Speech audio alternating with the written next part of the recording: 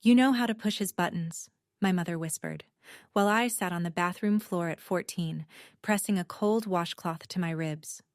That was the sentence I grew up hearing. Not, "Are you okay?" Not, "He had no right."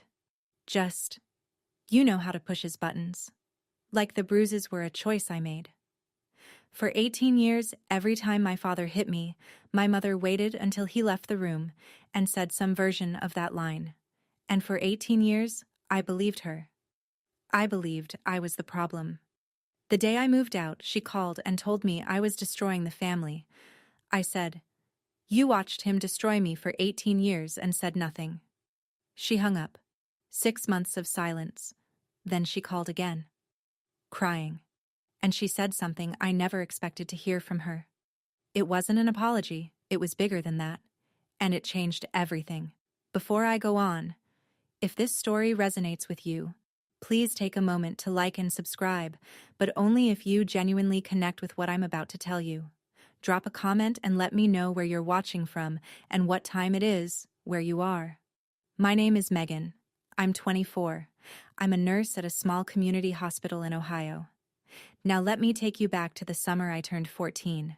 The summer I finally understood that my mother was never going to protect me. If you drove past our house on Maple Ridge Lane, you'd think you were looking at the most American family on the block. White colonial with black shutters. A lawn so even it looked like Richard Moore mowed it with a ruler. Which, honestly, he might have.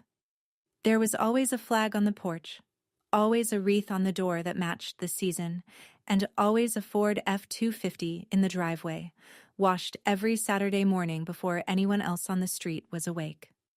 My father was a deacon at Grace Baptist Church. He owned a small construction company, about 15 guys, mostly commercial renovations and municipal contracts. He coached Little League for 3 years, not because he loved baseball, but because the parents on the bleachers were the same people who sat on the town zoning board. Everything Richard Moore did had an audience, and every audience had a purpose.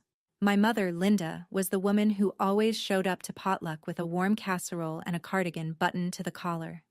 Hair pinned, smile soft, voice low. She called every man sir and every woman sweetheart. And if you'd asked anyone in town to describe her, they would have said, devoted wife, good Christian woman. And then there was me, the quiet girl in the third pew every Sunday, sitting between my parents with my hands folded on my lap, wearing long sleeves in July. Nobody asked why. Not once. Not the Sunday school teachers, not the neighbors, not the women who told my mother what a beautiful family she had. Nobody looked past the flag on the porch, or the mowed lawn, or my father's handshake. Firm enough to make men respect him, gentle enough to fool everyone else. If you'd driven past our house, you would have been wrong about us. Everyone was. The first time I remember it clearly, I was 10. I'd forgotten to wash the dishes after dinner. Not refused. Forgotten. I was doing homework at the kitchen table, and the plates were still in the sink when my father came back from the garage. He didn't yell. That's what people never understand. Richard Moore didn't raise his voice. He pulled his chair back from the table slowly, set both hands flat on the wood, and said, in that low, even tone that still makes my spine lock, "Come here." The bedroom door closed. What happened behind it? I'm not going to describe. I'll just tell you that the next morning, I counted 3 bruises below my ribs on the left side, and I learned to wash the dishes before I sat down to do anything else. What I remember most isn't the pain. It's what came after. My mother walked into my room maybe 20 minutes later after his truck pulled out of the driveway. She sat on the edge of my bed. She didn't look at the bruises. She looked at my face, and she whispered, "You know Daddy doesn't like dirty dishes. Why do you keep pushing him?" Like I had pressed a button. Like what happened to me was a natural consequence of my own carelessness. I was 10. My brother Ethan was 4 at the time. He was in the living room watching cartoons while it happened. My father never touched him. Not once, back then. Ethan was the son, the one who carried the name, the one my father called Buddy, and took to job sites on Saturdays. I used to think the difference between us was simple. Ethan was good, and I was the problem. It took me 14 more years to understand that wasn't true. By the time I was 14, I'd been to the emergency room 3 times. Each visit had the same script. My mother drove. My father came along. Calm, concerned, his hand resting on my shoulder like a father in a Hallmark movie. "She's so clumsy," Linda told the intake nurse. "Always running around, never looking where she's going." And she'd laugh, that soft practiced laugh. And the nurse would smile back. Because why wouldn't she? The man standing next to us was a church deacon. He coached Little League. He smelled like Old Spice and fresh sawdust. The third visit, though, I remember the doctor pausing. She looked at my arm, then at my chart, then at me. I could feel her question before she asked it. "Is someone hurting you?" My father's hand tightened on my shoulder. Not hard enough for the doctor to see, just hard enough for me to feel. "She fell down the stairs again," he said and smiled. "I keep telling her, no running in socks." The doctor wrote something in the chart. I found out years later what it said. Recurrent injuries inconsistent with stated mechanism. Recommend CPS follow-up. But CPS never came. In a town where Richard Moore had shaken hands with everyone from the fire chief to the county clerk, a note in a chart was just a note in a chart. I didn't know it then, but that chart, those 5 visits, each one documented with dates, descriptions, and a doctor's observations, was sitting in a medical record system, waiting. Not for a lawyer, not for a courtroom. Just for the day I'd be old enough, and informed enough, to ask for it. That day was still 10 years away. But the paper trail had already begun. At 16, I got a part-time job at the pharmacy on Grant Street. I didn't ask my father's permission. I asked my school counselor to sign the work permit, told him it was for college savings, and started bagging prescriptions 3 afternoons a week at $9.25 an hour. My father found out within a week. He didn't like it. Not because he cared about my schedule, but because a girl with her own paycheck is a girl with options, and Richard Moore did not raise his children to have options he didn't control. "No daughter of mine needs to work," he said at dinner. His voice was pleasant. His eyes weren't. "People will think I can't provide." I kept the job. I kept every dollar in a shoebox under my bed, tucked behind a stack of old textbooks. By the end of 6 months, I had $412, enough for a security deposit on the smallest apartment in the county, if I ever needed one. My mother saw the shoebox once. I came home and found her standing in my room, staring at it on my desk like it was a grenade. She didn't say anything. She just looked at me with this expression I couldn't decode. Part fear, part something else. Envy, maybe. Or recognition. Like she was looking at a version of herself that had made a different choice at 22. Then my father found it. He took every dollar, counted it at the kitchen table in front of me, folded the bills into his wallet, and said, "Money earned under my roof belongs to this household." I didn't cry that night. I lay in bed, staring at the ceiling, and I started hiding cash inside a tampon box in the bathroom cabinet, and I started counting days. At 17, I had saved enough for a deposit and first month's rent on a studio apartment 2 towns over. I'd been accepted into the nursing program at the community college.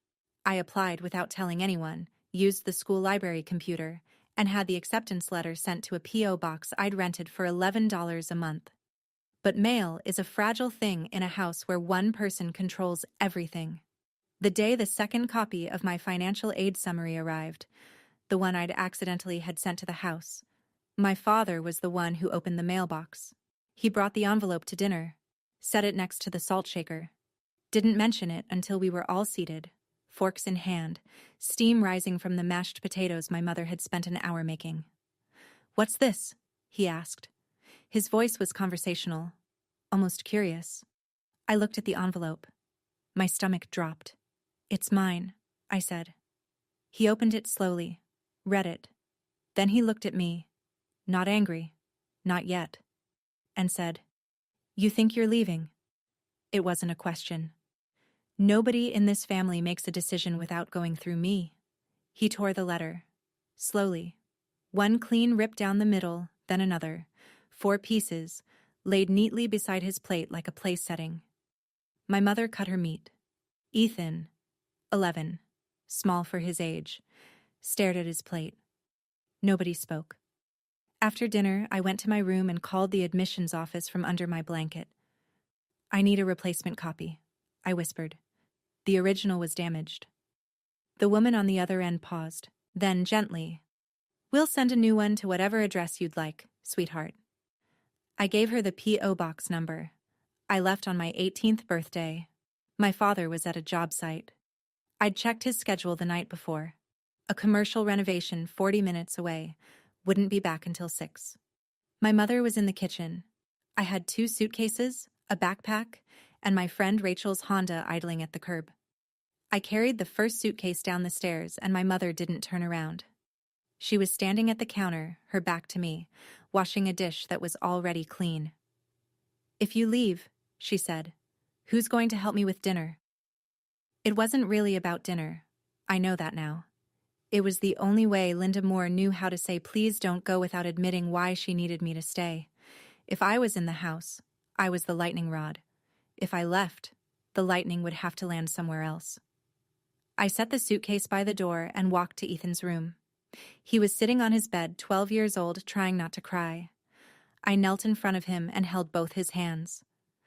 "I'm going to come back for you," I said. "I promise." He nodded. He didn't ask me to stay. Even at 12, he understood that staying meant something worse than missing me. I hugged him, picked up my bags, walked to the front door. My mother never turned around, but when I got to Rachel's car and looked back at the house, just once, I saw her standing behind the living room curtain, one hand pressed flat against the glass, watching.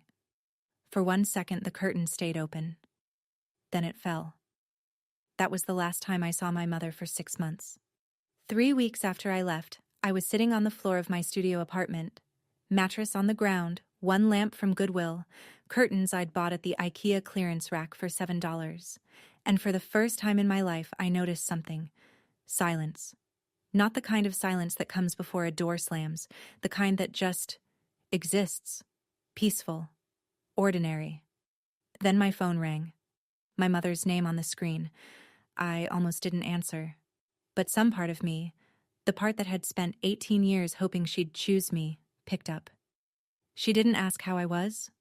Didn't ask about the apartment, the job, the program. She went straight to it.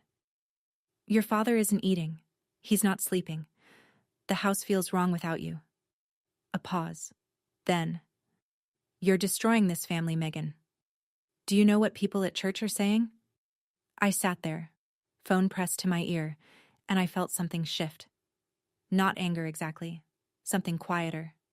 Clarity. "You watched him destroy me for 18 years and said nothing," I said. "Don't call me to say I'm the one breaking things." Silence. Not the good kind. Then a click. She hung up. I set the phone on the floor beside me, leaned my head against the wall, stared at the water stain on the ceiling. It looked like a map of somewhere I'd never been. I didn't cry. I think I'd used up all my crying somewhere between age 10 and 17, and there was nothing left. Just a hollow, ringing quiet. I thought she'd call back. That night, the next day, that week. She didn't. 6 months of nothing. I finished my first year of nursing school with a 3.7 GPA and a permanent knot between my shoulder blades from working double shifts at the nursing home on Route 9. My apartment was small but clean. A succulent on the windowsill, a secondhand bookshelf, scrubs drying on a rack by the radiator. It wasn't much, but every object in that room was something I'd chosen, and that made it more mine than any bedroom I'd ever had on Maple Ridge Lane. I tried to call Ethan. 3 times. Each time it went to voicemail. The 4th time, a text came back from my father's number. "Stop calling this phone." Richard had taken Ethan's cell. Of course he had. You can't control a boy if his sister keeps reminding him there's a world outside the house. At night, alone, I'd lie in bed and think, is he okay? Is Ethan sitting in that room right now? counting the cracks on the ceiling the way I used to. And then, the harder question, the one that sat on my chest like a stone. Did I abandon him? One evening, I was scrolling through Facebook, not something I did often, and I saw the Grace Baptist Church page. A photo of my father, grinning wide, arm around Pastor David, standing in front of a banner I had to read twice to believe, 2025 Man of the Year nominee, Richard Moore. Below the photo, a comment from Linda's account. So proud of this man and this family.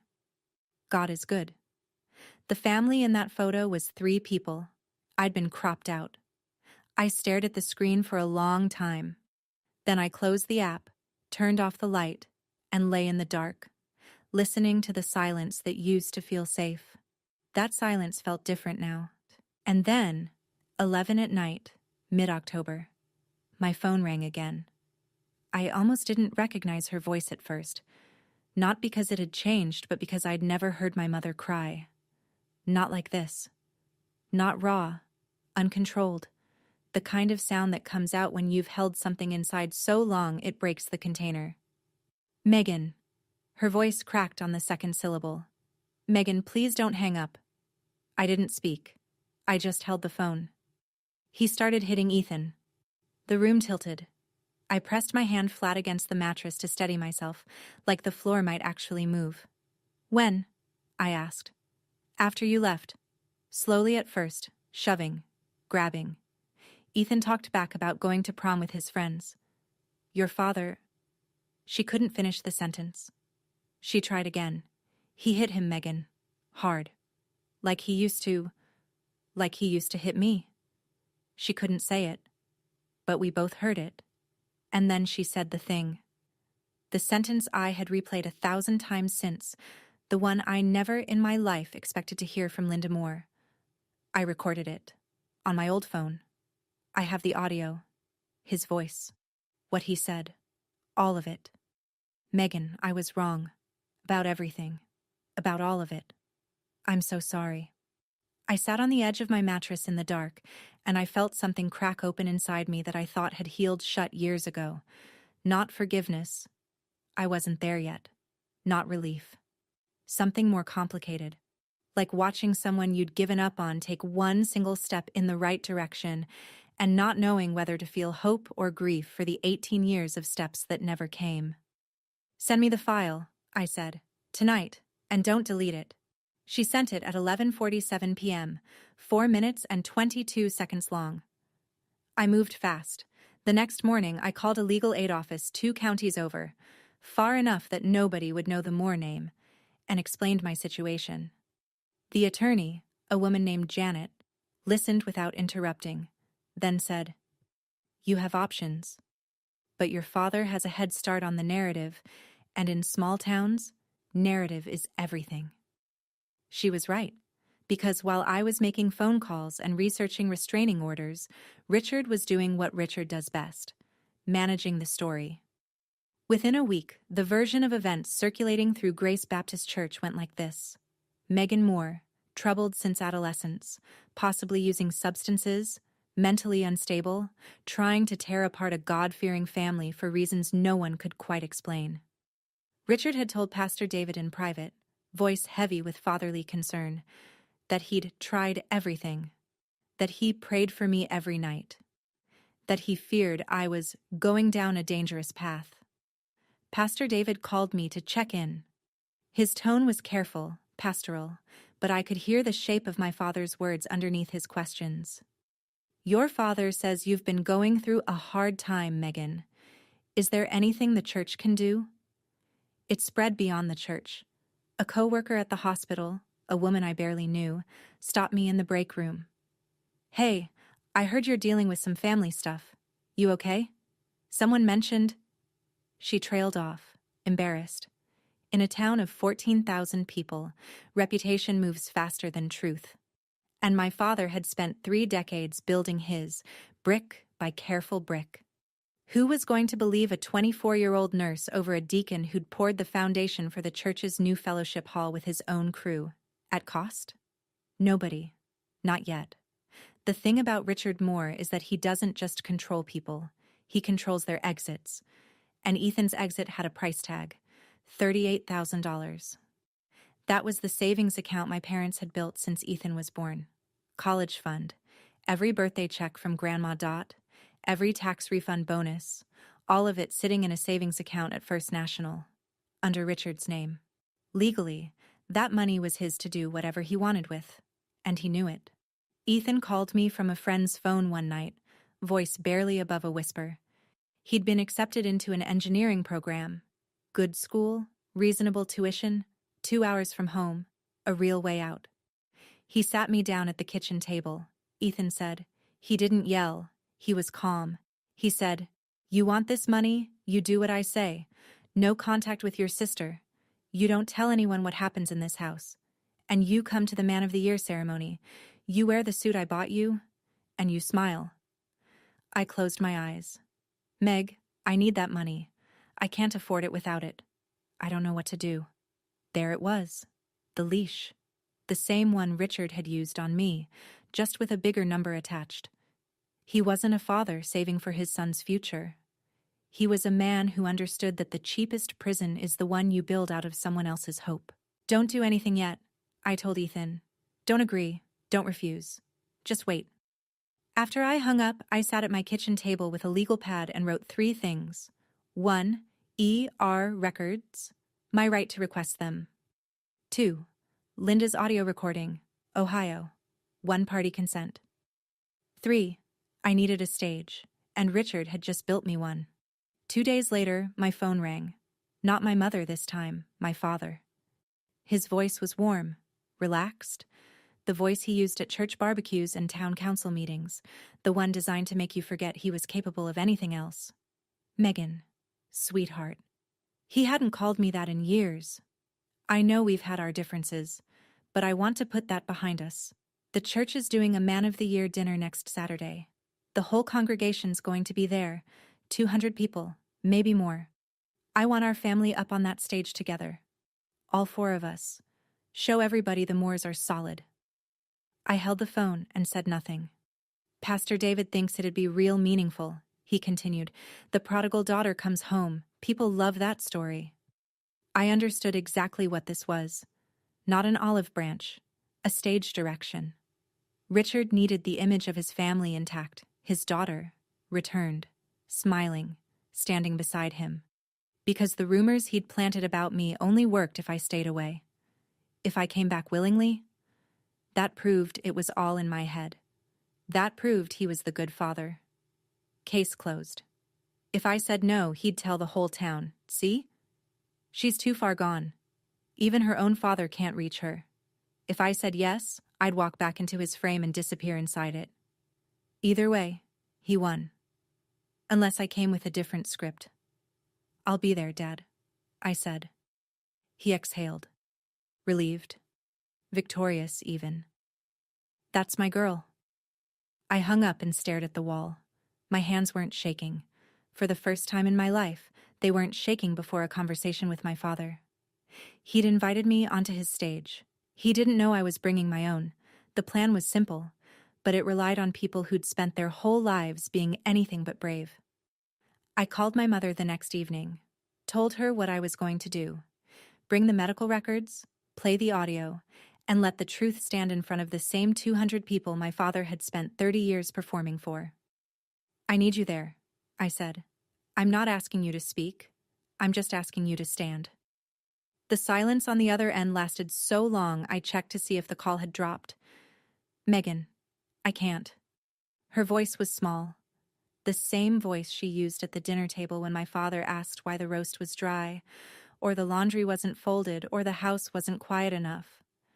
The voice of a woman who'd been trained year by year to make herself as small as possible. You don't know what he'll do. Everyone in that church trusts him. They'll look at me like like you're what, Mom? Like I let it happen. I let that sit. Because she did. And she knew it. And that knowledge was either going to paralyze her or push her forward, and I couldn't make that choice for her. "You did let it happen," I said. Not to be cruel. Because it was true. And if we were going to stand in a room full of people and tell the truth, We had to start by telling it to each other. But you also pressed record. And that matters. Another silence. Longer. I'll try, she whispered. I'll try to be there. I hung up knowing that try wasn't a promise. My entire plan depended on a woman who'd spent 28 years learning how to disappear, and I was asking her to be visible. The next morning, I drove to the county hospital where I'd been taken 5 times before the age of 16. I knew the building. I knew the system. I was a nurse. I'd spent 2 years working inside healthcare records infrastructure, and I knew one thing with absolute certainty. Under HIPAA, every patient has the legal right to request their own medical records. No court order needed. No lawyer required. Just a signed authorization form and valid ID. The Health Information Management Office was in the basement. Fluorescent lights, beige carpet, a desk stacked with file boxes. The woman behind it was in her 60s, reading glasses on a chain, name tag that said, Barb. I need copies of my records, I said. Emergency department visits. All of them. She looked at my ID, typed my name, and paused. Then she took off her glasses and looked at me. Really looked. The way nobody in this town had looked at me when I was 10, or 12, or 14. I remember your name, she said quietly. 5 ER visits before you turned 16. I always wondered what happened to you. I didn't answer that. I didn't need to. Standard processing is 7 to 10 business days, she said. The dinner you're talking about, the one at Grace Baptist? I hadn't told her about the dinner. She shook her head slightly. Small town, honey. Everybody knows about that dinner. She turned back to her computer. I'll have these ready by Thursday. Thursday was 2 days before the ceremony. I walked out with a receipt and a timeline. The records would show 5 visits, 3 with the same notation. Injuries inconsistent with accidental mechanism. 1 with a recommendation for CPS follow-up that never happened. Paper has a long memory, even when people choose to forget. 2 days before the ceremony, Richard Moore threw a barbecue. I heard about it from Ethan, who whispered into his friend's phone from the backyard while my father stood at the grill, holding court. A dozen men from the church, elders, deacons, committee chairs, eating pulled pork and laughing at Richard's jokes in the same backyard where, 6 weeks earlier, he'd grabbed Ethan by the collar hard enough to tear the stitching. He's telling everyone you're coming home, Ethan whispered. He keeps saying, my daughter's finally coming back. Thank the Lord. They're all congratulating him. That evening, I opened Facebook. The Grace Baptist Church page had a new post. A family photo from 8 years ago. Me at 16, Ethan at 10, Linda in the middle, Richard's arm around all of us, everyone smiling. The caption read, Family is everything, through thick and thin. God is good. 87 likes, 22 comments, hearts, prayer emojis. What a blessing. Pastor David called me that night. Megan, your father is so happy you agreed to come. I think this could be a real turning point for your family. The congregation is looking forward to seeing you all together. I listened. I thanked him. I hung up.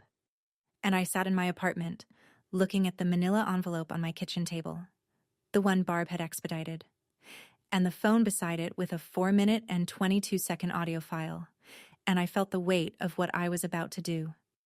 Richard Moore had spent the entire week turning his Man of the Year ceremony into a redemption story.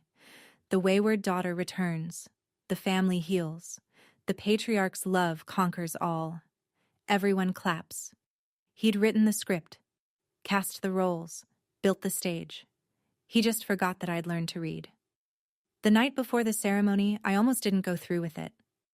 I sat at my kitchen table past midnight staring at the records. 5 ER visits, typed out in clinical language, dates, descriptions, the doctor's careful notations. Next to them, my phone, loaded with 4 minutes and 22 seconds of my father's voice doing exactly what he'd done my entire childhood, only this time to his son. And I thought, what if I'm wrong? Not wrong about the facts. Those were printed in black and white. But wrong about the outcome. What if I stood up in that room and 200 people looked at me the way they'd looked at me my whole life. Like I was the problem? My phone buzzed.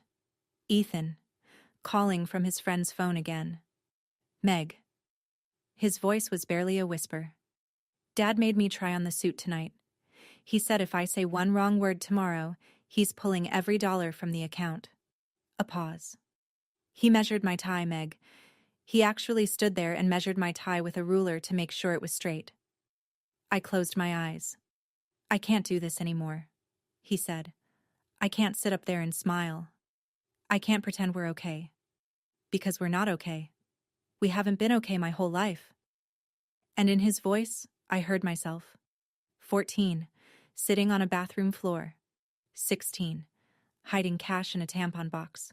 18, walking out a door and not looking back. Except I did look back. And the curtain fell. You won't have to smile tomorrow, I said. I promise. I wasn't going to the ceremony for revenge.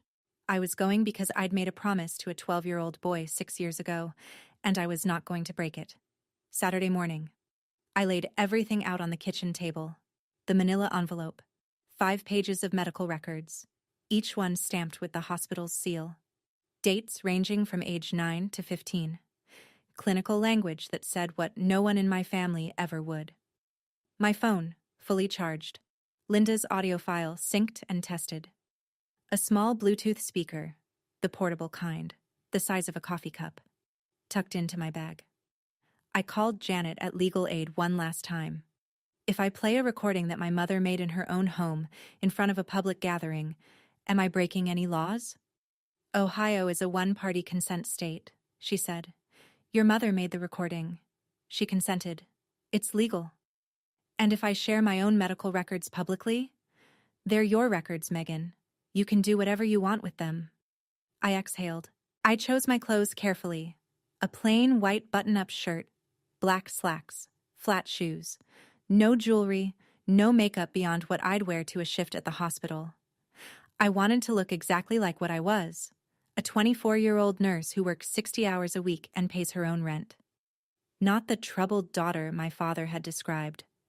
Not a victim performing grief. Just a woman telling the truth in clean, simple clothes. I called my mother one final time. Mom, you don't have to say anything. You just have to be there.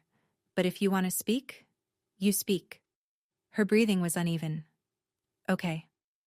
Okay, you'll be there, or okay, you'll try. A long pause. I'll be there.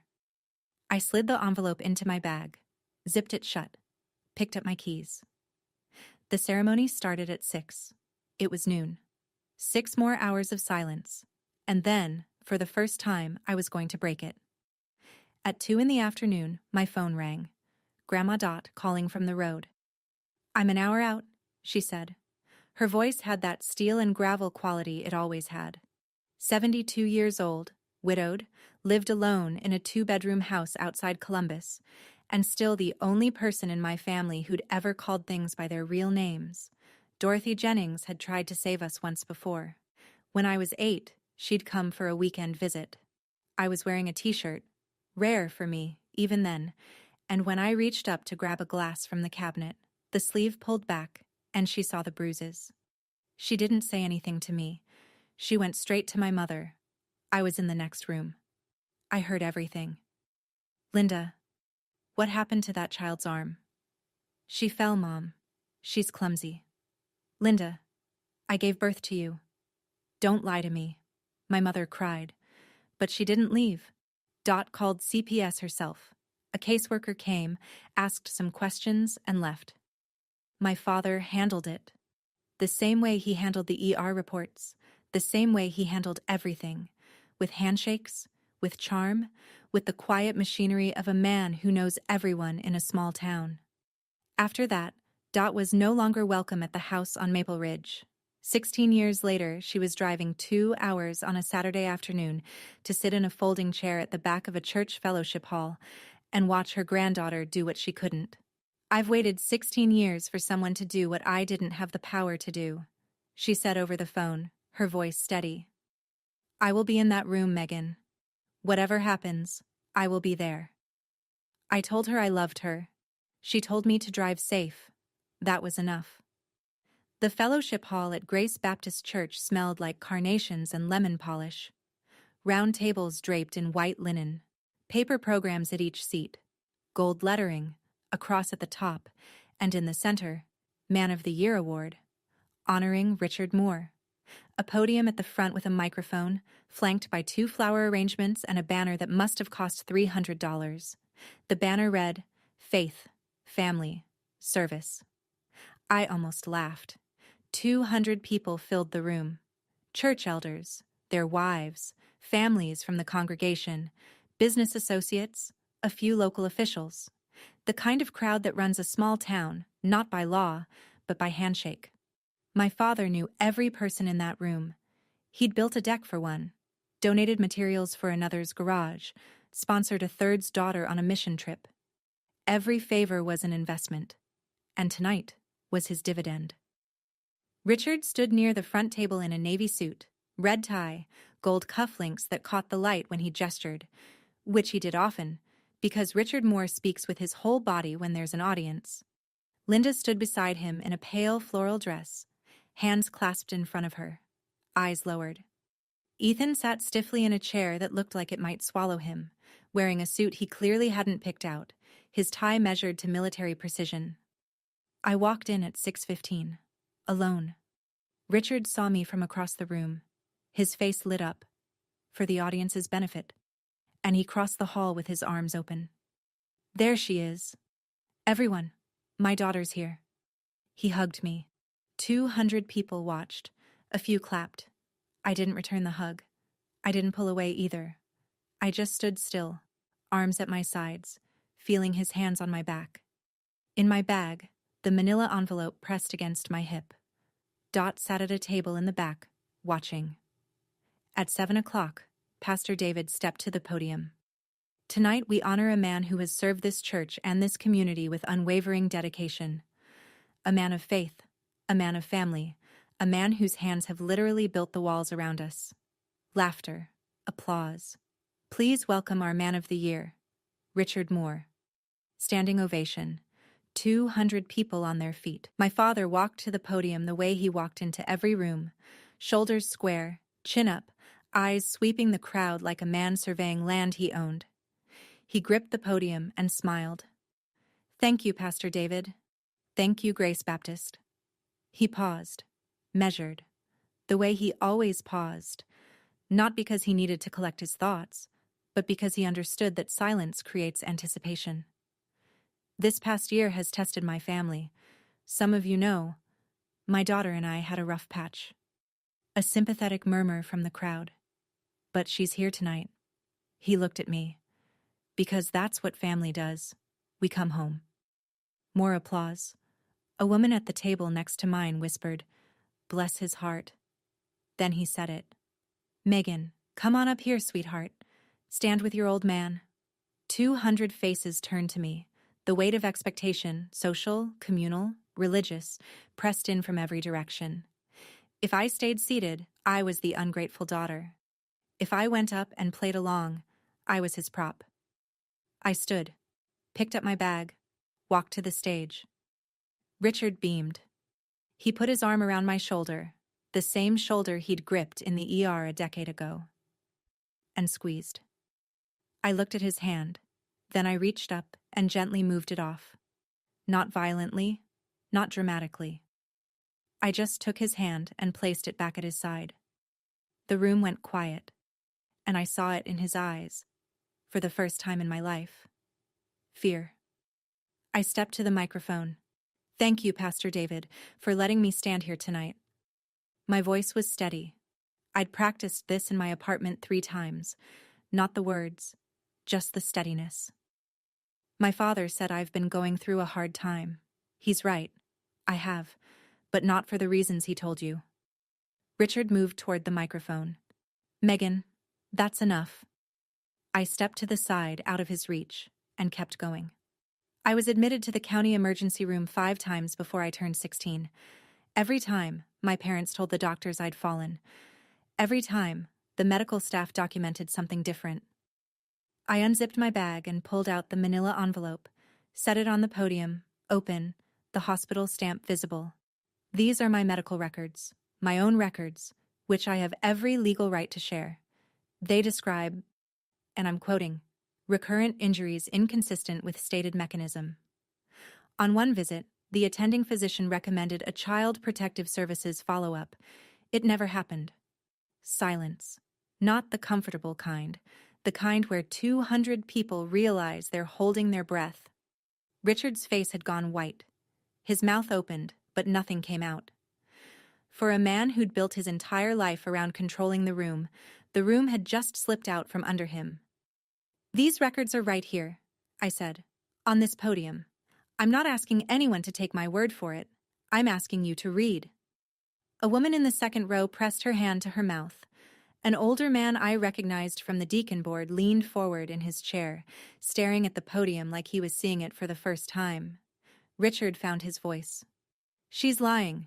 She's been unstable for years. I told you all. I didn't argue.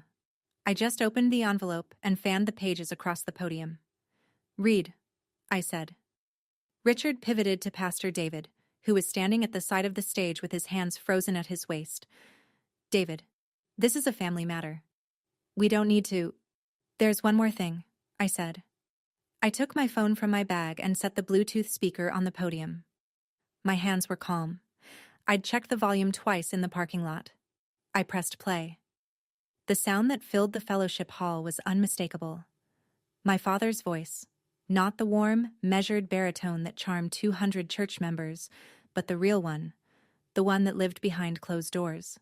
Low, cold, absolute. You talk back to me one more time. A sharp sound. Something hitting something.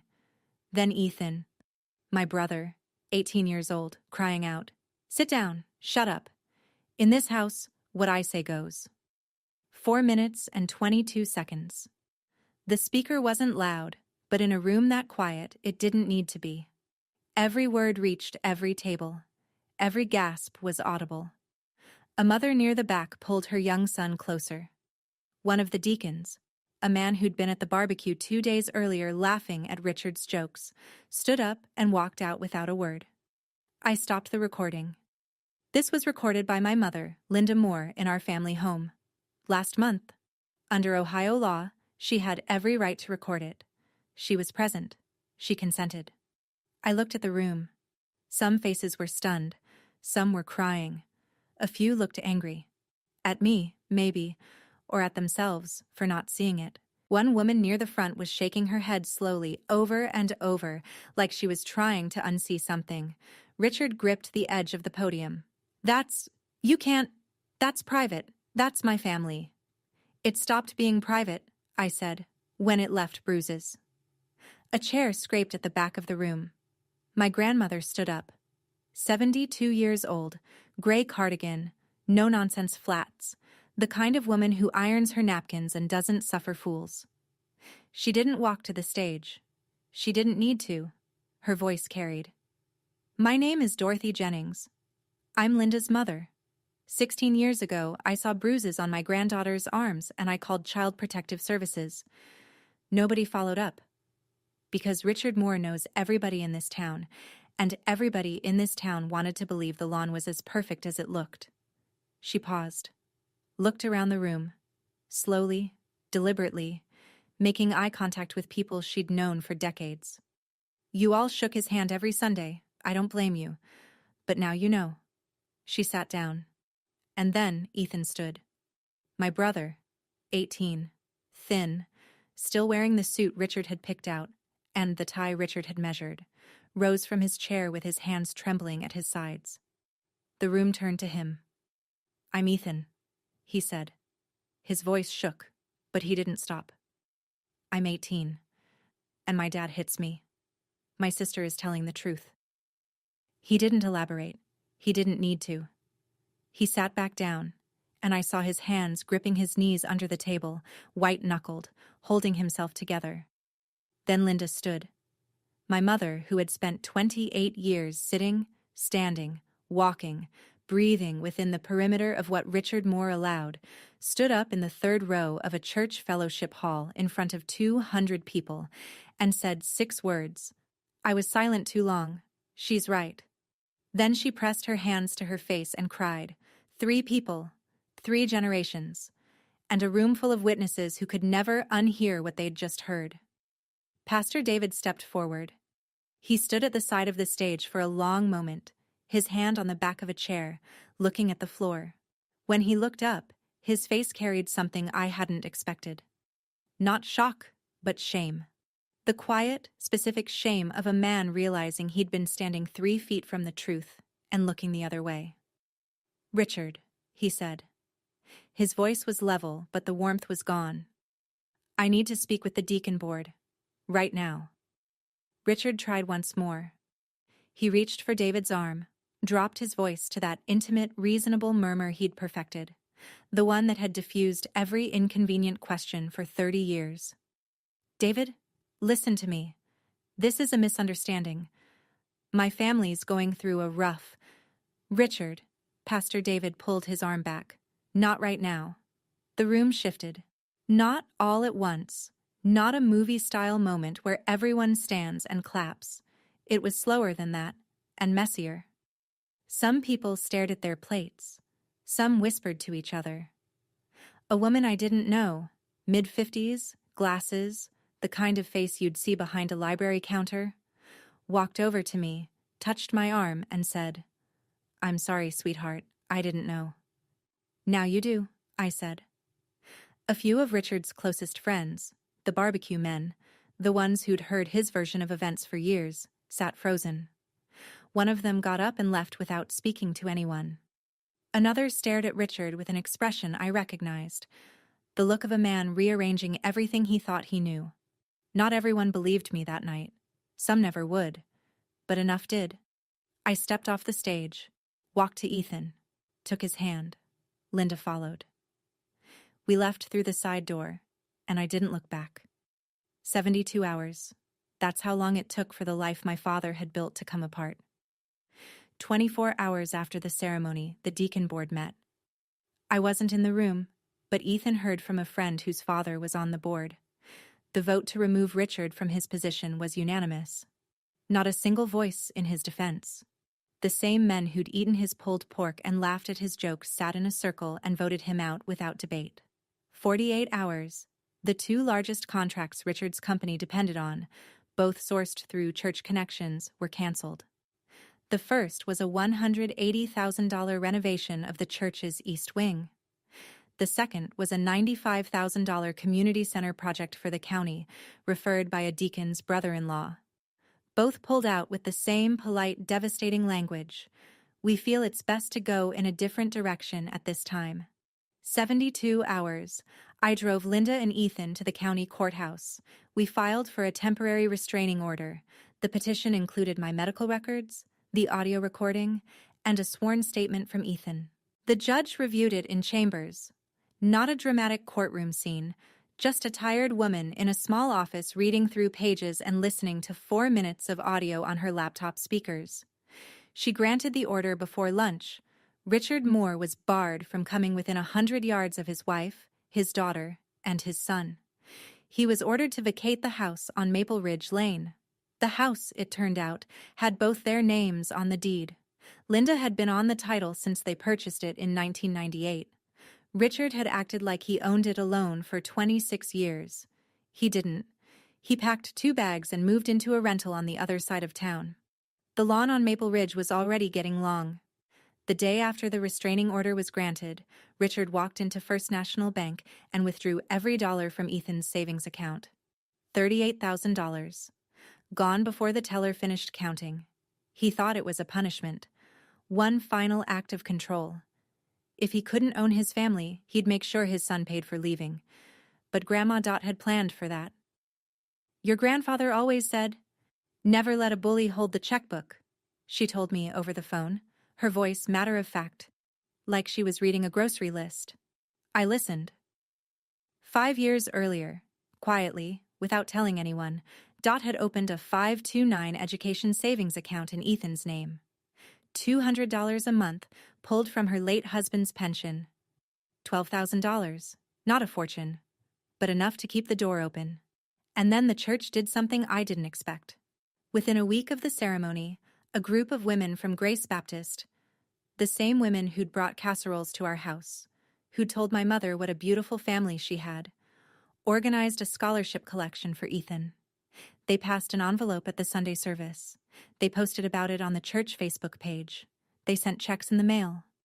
By the following Sunday, $8,400, $12,000 from Dot, $8,400 from the community, a financial aid application that Ethan and I filled out together on my kitchen table on a Tuesday night, eating takeout pizza on paper plates.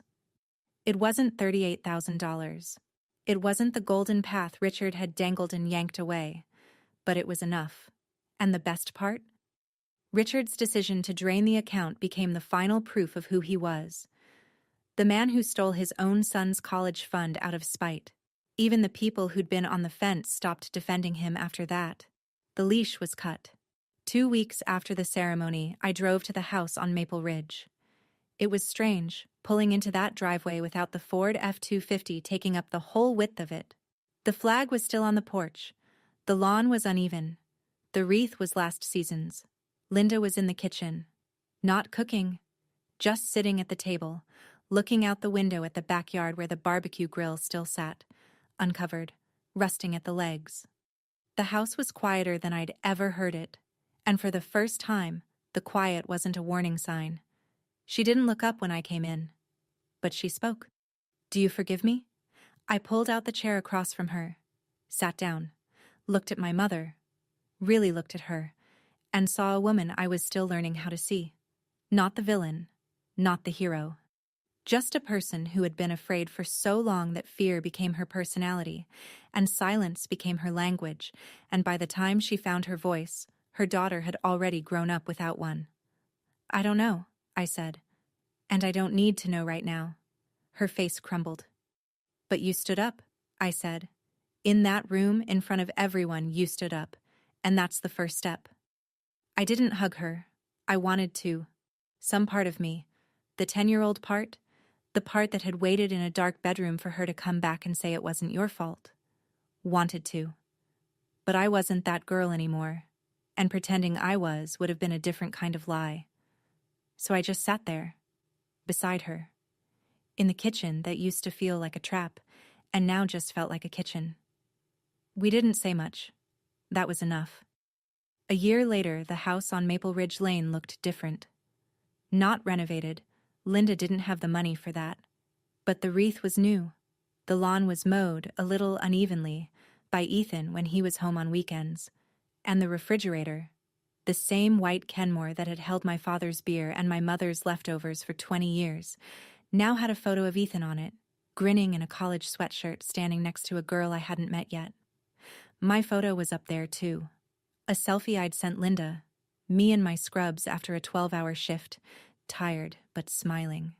She'd printed it at the CVS and stuck it next to Ethan's with a daisy magnet. It was the first time a picture of me had been on that refrigerator. I was 25. Ethan was doing okay. Not Harvard, not the grand plan Richard had weaponized. A solid community college near Dot's house, engineering track, a part-time job at a hardware store that gave him an employee discount on tools he actually wanted. He called me every Thursday. We mostly talked about nothing. It was the best part of my week. Linda was in therapy. She'd gotten her driver's license, her first, at 50 years old. The day she passed the test, she sent me a photo of herself holding the card, and her smile was the most genuine expression I'd ever seen on her face. We met every other week for coffee. Some visits were good, some were quiet, some were hard. But they existed, and that was more than I'd had for 18 years.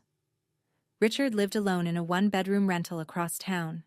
He'd lost the deacon seat, the contracts, the house, and the story he'd told himself about who he was. Some people still believed him, but fewer every month. He never apologized. I stopped waiting for him to. I'm not telling you this story to teach you something. I'm not a therapist. I'm not a life coach. I'm a nurse who works 60 hours a week and owns one nice pair of shoes. I'm telling you because for 18 years I thought I was the problem. I thought that if I were quieter, softer, more careful, if I could just stop pushing his buttons, my father would stop hurting me. And the person who should have told me that wasn't true was standing right there the whole time, whispering the opposite. So if anyone listening to this right now is sitting in a room where someone keeps telling you that you're the reason things are broken, you're not. You were never the reason. Silence isn't loyalty. Leaving isn't betrayal. And you never owe your image to someone who shattered yours. My mother was wrong for 18 years.